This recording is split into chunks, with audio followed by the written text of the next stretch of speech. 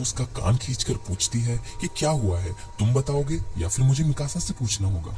फिर थोड़ी देर बाद एरन खाना खाते वक्त अपने डैड से पूछता है, ओह तो आप बाहर जा रहे हो। तो वो कहते हैं कि अंदरूनी दीवार में मेडिकल एग्जामिनेशन है तो मुझे जाना होगा, आने में 2-3 दिन लग जाएंगे। आपकी जानकारी के लिए मैं बता दूं, टोटल 3 दीवारें मौजूद है। सबसे बाहरी दीवार का नाम है वॉल मारिया, बीच में जो दीवार है उसका नाम है वॉल रोज और सबसे अंदरूनी दीवार का नाम है वॉल सिना। फिर से कहानी पे आते हैं। इसके बाद मिकासा एरन के पेरेंट्स से कहती है कि वो सर्वे कॉप्स में भर्ती होना चाहता है और एरन की मॉम कहती है कि ये सब क्या है, तुम्हें पता भी है अभी तक कितने लोग दीवार के पार मारे जा चुके हैं। और फिर उसके डैड उससे पूछते हैं कि क्यों बाहर जाना चाहते हो। तो वो कहता है कि मुझे जानना है कि बाहर की दुनिया कैसी है, मैं अपनी पूरी जिंदगी दीवारों में कैद होकर नहीं बैठना चाहता, और अगर सब चुप होकर बैठ जाएंगे तो अब तक की दी गई सारी कुर्बानियां बेकार हो जाएगी।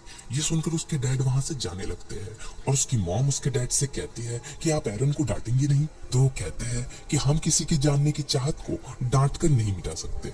साथ ही साथ वो एरन से कहते हैं कि मैं लौटकर तुम्हें अपने बेसमेंट का राज बताऊंगा, लेकिन उसकी मॉम कहती है कि मैं इससे सहमत नहीं हूँ, सिर्फ पागल ही सर्वे कॉप्स में जाना चाहेंगे। तो एरन गुस्से से कहता है कि मेरे लिए तो वो लोग पागल हैं जो रोज कैद जानवरों के जैसे जीकर भी खुश रहते हैं। ये कहकर वो वहां से चला जाता है और उसकी मॉम मिकासा से कहती है कि ये लड़का हमेशा मुसीबत में पड़ जाता है, इसलिए प्लीज हर मुसीबत में उसका साथ देना। फिर हमें एक दूसरा सीन दिखाते हैं जिसमें एक लड़की को कुछ लोग मार रहे होते हैं और एरन उसे बचाने के लिए आता है। फिर वो लोग कहते हैं चल तू भी पिटने के लिए आ जा। तभी उसके पीछे मिकासा को देखकर वो सब डर के मारे भाग जाते हैं और एरन कहता है मुझे देखकर भाग गए। तो आर्मी उससे कहता है कि शायद वो मिकासा को देखकर भागे है। आर्मिन मिकासा और एरन का सबसे अच्छा दोस्त होता है, लेकिन उसे किसी की भी मदद लेना अच्छा नहीं लगता। इससे वो खुद को और भी कमजोर महसूस करता है। और फिर वो सब बातें करने लगते हैं कि आर्मिन आखिर क्यों वो लोग तुम्हें मार रहे थे, और मिकासा ने सबको घर पे बता दिया कि मुझे सर्वे कॉप्स में भर्ती होना है। कि तभी अचानक से किसी बॉम्ब की फटने जैसी आवाज सुनाई देती है और सब दीवार के पास पहुंचते हैं। वहां देखकर एरन की आंखें फटी की फटी रह जाती है, क्योंकि उस दीवार के ऊपर उन्हें एक बहुत बड़ा हाथ दिखाई देता है। और आर्मिन कहता है ये नामुमकिन है, वो दीवार तो 50 मीटर ऊंची है। और फिर सबको एक बहुत बड़ा टाइटन दिखाई देता है। वो टाइटन 60 मीटर का होता है और वो पूरी ताकत से दीवार के एक कोने को तोड़ देता है और उस दीवार के छेद में से टाइटन्स अंदर आने लगते हैं। सब लोग डर के मारे इधर उधर भागने लगते हैं और फिर एरन भागकर अपनी माँ के पास जाने लगता है और मिकासा भी उसके पीछे पीछे भागती है।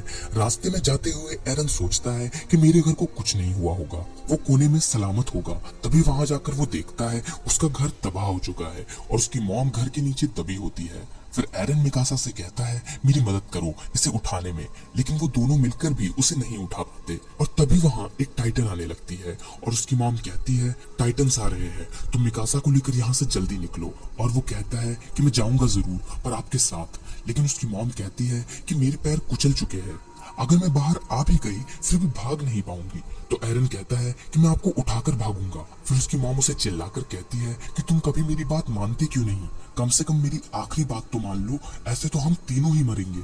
तभी हैनिस वहां आता है और एरन की मॉम कहती है कि बच्चों को लेकर भाग जाओ, लेकिन हैनिस कहता है कि मैं इतना गिरा हुआ भी नहीं हूँ कार्ला, मैं उस टाइटन को मारकर तुम तीनों को बचाऊंगा। और वो उस टाइटन की तरफ भागते हुए सोचता है कि मैं आसानी से बच्चों को लेकर भाग सकता हूँ, पर यही मौका है मैं कार्ला का एहसान भी चुका सकता हूँ।